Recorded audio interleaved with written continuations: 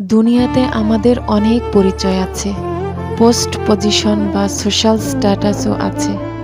এই সোশ্যাল স্ট্যাটাসের জন্যে আমরা অনেকেই অহংকার করি।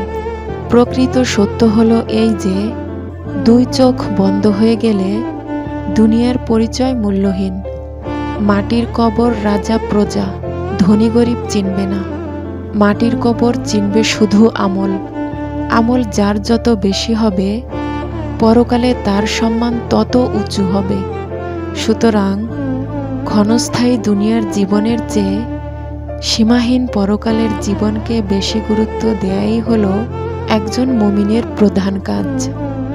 যে ব্যক্তি আখিরাত বিক্রি করে দুনিয়া কেনে, সে মূর্খ এবং মূর্খ।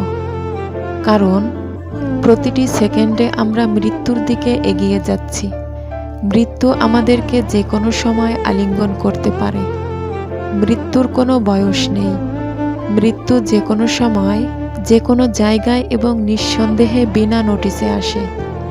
পবিত্র কোরআনে আল্লাহ বলেছেন, তোমরা সেই দিনকে ভয় করো, যেদিন কেউ কারো কোনো উপকারে আসবে না।